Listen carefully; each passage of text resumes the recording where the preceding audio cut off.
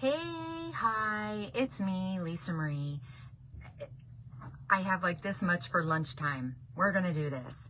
How are you? Welcome to week 2 of our adventure, regaining control over regain. And how'd you do last week? How did all of the steps go for you? Were you able to accomplish all of the 5 things so that you can have like an idea of where you're going? I hope so. I actually got a little book like this, and I like it because it has a marker page as well as this little rubber band, so you could mark it another way. But I did it. I wrote in here what my why is, my stats, who my support people are, accountability, my calendar. I have different, but I wrote it in here so I can know that I did it. And of course my stats. And speaking of an accountability partner or a support person, a lot of times people think communication is like the key to everything. And it is a key, but it's really listening and understanding. So you might have this in mind for your accountability partner or your support persons, and when they hear it, they may be thinking this. And when you go to implement something or do something and they don't act how you wanted because they have their mind set here, we need to communicate and we need to make sure that we're listening and understanding to each other in order for it to be successful. Okay? And did you know, excuse me, this week is plan, prep, and execute. And I think sometimes we need to look back at some of the things that we can learn from, have a lesson from, things like that. So I wanted to throw out there and see, do you know the top 6 reasons why regain happens? There's 6 of them. And you can check them off as I go through them or just make a mental note, whatever. But the top reason, number 1, is skipping meals. Not having proper fuelings to nourish your body at proper times throughout the day. Skipping meals is number 1. Number 2 is not being an early eater. Really not being an early nourishment protein person.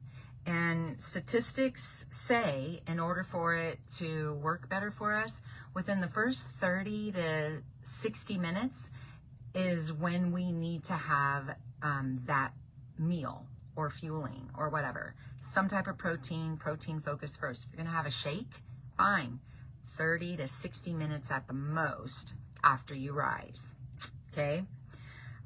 Number 3 is increased carbs and sugars, treats, candies, snacks, slider foods. Pretty much they're all carbs and sugar. And that is also what contributes to regain. Number 4 is you develop or go back to a drinking problem. And that can mean all sorts of things, but what I'm talking about is you start eating and drinking at the same time. No bueno. Don't do that. If that's a habit you've gotten back into, guess what? You need to separate them again. Or it could mean that you're not getting enough hydration. And we're going to talk about that too a little bit later when that comes in. But not getting enough hydration, which then leads to the snacking of the carbs and the sugars. See, they kind of all go together. And also alcohol. If we have allowed alcohol, especially in large quantities, back into our plan, and we're consuming that, that is empty calories. There's no nutritional value in them whatsoever. And they continue to regain. So that's 4, a drinking problem.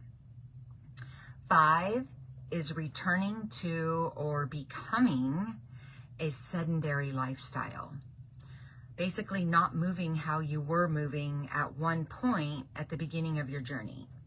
It's kind of what happened to me. Now working in the office and at home, I'm a way more sedentary, totally got out of routine, totally.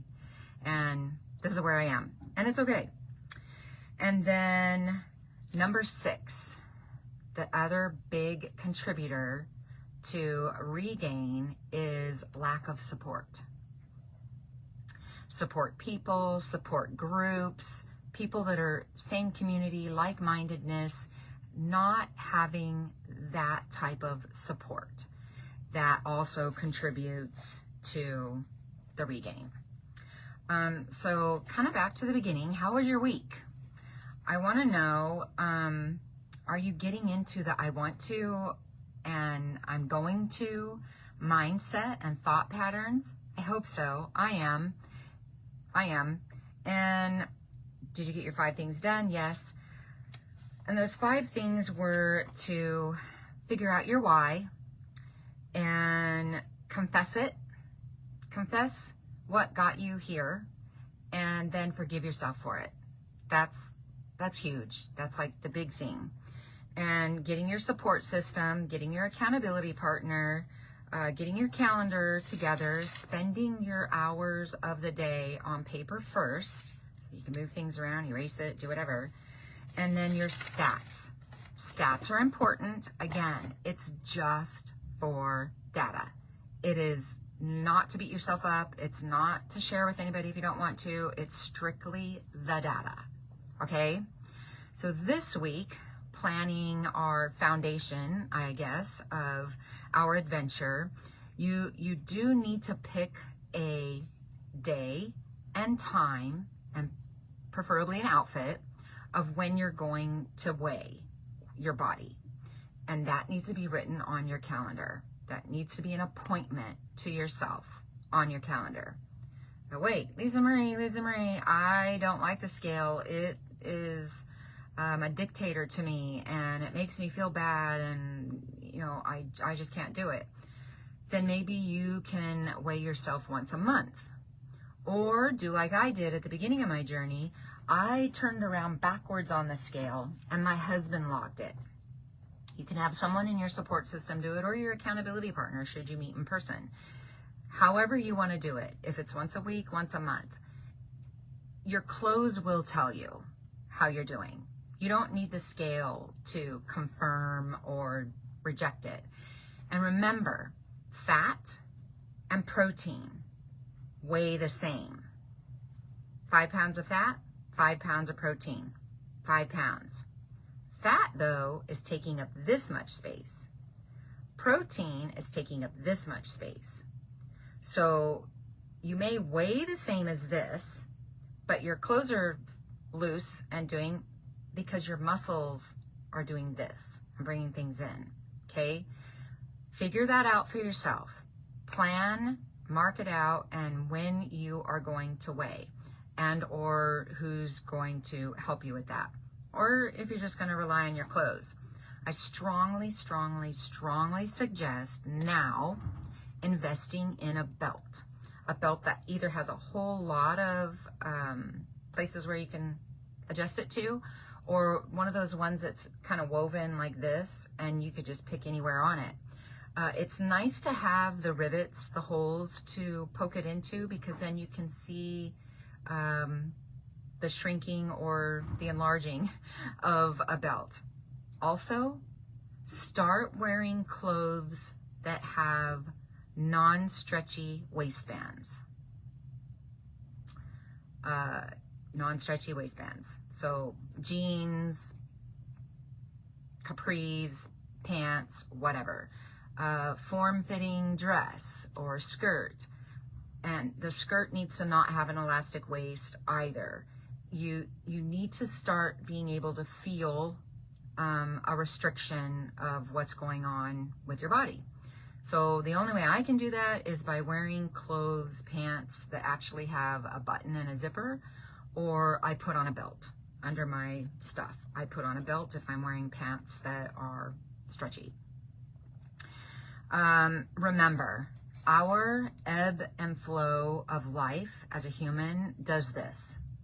Please don't make this a permanent, stuck in cement, this is the only way it can be thing. That's kind of like a form of control. And usually we break that. It doesn't work. So remember, this might need to be adjusted. This might need to be changed a little, tweaked, revised. And that's okay. That's okay. Right? So remember that's what happens to us. So now the next thing you also need to do is find that place in your house where you can go to every month, the end of the month, beginning of the month, however you want to do it, and see your progress. But it's got to be in front of something, like a door that won't shrink or grow. It needs to be something stationary. And I know we talked about it last week, but if you didn't find it and do it, this is the week you need to find this spot. And then this is also the week you need to pick a tracking system. It could be an app, it could be paper, it could be a book, it could be an Excel or Word document on your computer. However you want to do it. It can be notes in your phone. However you want to keep track. This week is going to be a little different, and we are going to track everything that goes in to our mouth. Everything. So when you walk by the kitchen counter, or you walk by someone's desk in the office and they have a candy bowl out and you unconsciously walk by, grab it, pop it in, that counts. Write it down. Now, don't write the calories, don't write the proteins, don't write the amount, just the thing. Hershey Kiss. Protein shake. Chips and cracker, or I don't know, salami and cheese. Whatever it is, whatever, ever you put in your mouth, you're going to write that down this week. Every day, you're going to write this down. However you feel comfortable doing that, you are going to track the things that we put in our pie hole. Okay? I just want you to track it. And the reason we're doing this is so that we can become mindful of what's going in our mouth. Not with judgment, not with critique, not with, oh, you did that, orca. My brain, my fat bully does that to me. No, none of that. It's just the data. And the habit. It's getting into the habit of writing down, tracking in your phone, whatever. You don't have to have the amount. If anything, and you're using an app, whatever it pops up as the thing, change it to the lowest, like a gram, and the lowest quantity, a half or a gram, so that you won't get freaked out by the numbers that it does show you for the day. I don't want you to be discouraged. I want you to just do this for the data and the habit, okay? It might be a little tough this week, but we can do this. We can do that. So our recap is you are now going to plan the things on your calendar. You are going to plan when you're going to weigh or who is going to do it. You're going to plan where your picture is going to be done. And then you now need a tracking system. What type of tracking system are you going to be doing so that you can actually do it, keep track? And I skipped a whole section. So I was supposed to premise all that with, now that you have a calendar, this week we're going to have to be honest with ourselves again and think of when you're going to shop for food, when you're going to prep for food, and or how, because some people just like chopping all of the ingredients and cooking the meat and then putting it together, and some people like preparing the whole meal. However you want to do that, that's up to you. And when you're going to prepare the meals. So you need to know, we used to do ours on Wednesdays, and now we kind of do Tuesday night, Wednesday, because that just works for us to go shopping on a Tuesday. Then we have our weekends for us, however you want to do it. But this week is what our foundation is going to be. And if you can reflect on how you planned and prepared the first time, before the first surgery, at the beginning of your journey of healthy living, if you haven't had surgery. What did you do to plan and prepare for that? It might be that you have to re-find portion control containers or get new ones if you don't have them. However you're going to plan ahead to do this. I'm sure we all have a gazillion things in our home that can be certain sizes and what have you.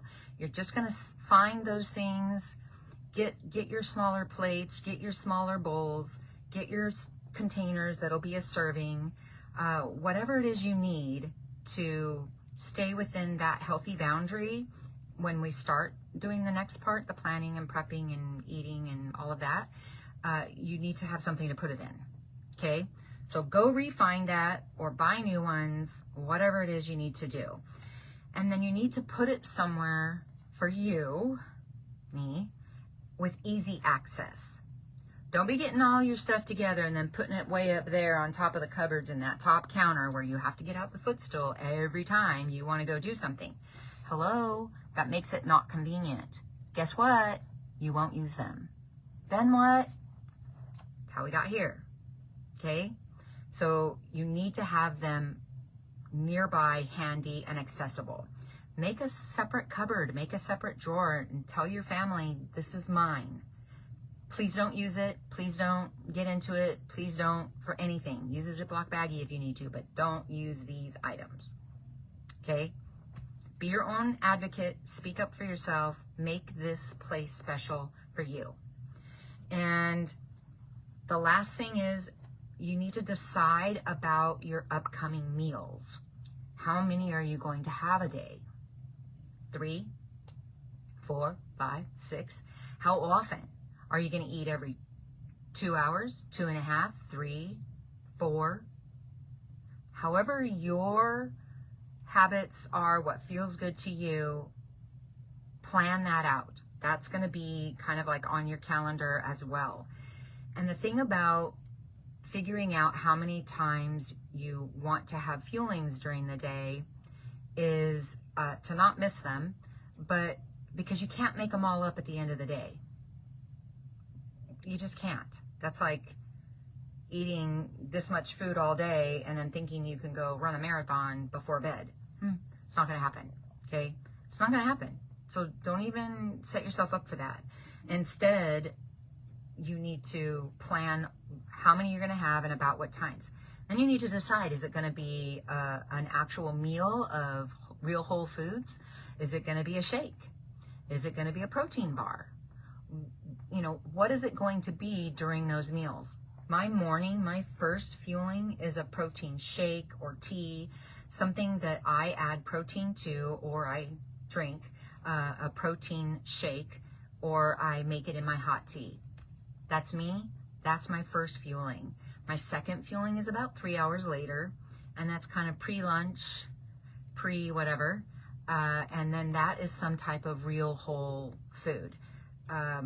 Whether I'm eating it or using a fork and knife, whatever, but it is some kind of real food. My next fueling is what a lot of people would call a snack, but it's still my portion of something small. Yogurt with, I love cashews, with cashews and granola. Meat and cheese roll-ups. What else do I do there? Sometimes I use homemade hummus and these pretzel flip chips or whatever. I don't know. It's part pretzel and part cracker, whatever. I don't know what it's called. Flip it. I don't know. It's something. But they're good. And I break each one of those up into 3 pieces so that I actually have 3 bites out of 1 cracker. I know I'm weird, but that's how it is. So this week you are going to be honest about your foods when you're going to plan and prep them and where and how. You are also going to think back and reflect on all of the things you did before your journey, how you planned and prepared. You don't have to be that anal right now.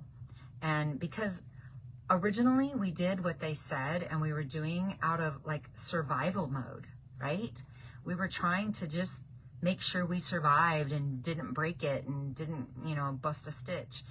But now you're on this healthy adventure to be able to strive and thrive and have a healthy life. And I want you to not just do it to survive, but I want you to do it to thrive. Hey, we're going to thrive in 25. You're going to plan your fuelings. When you're going to have your fuelings, how often, and kind of what type, liquid, chewable, bar. You also need to find those portion control containers for either storage or preparation or consumption. You need to find what you're going to use as your containers again. Then you're going to pick a time, weighing your body, and finding a place for your picture, and then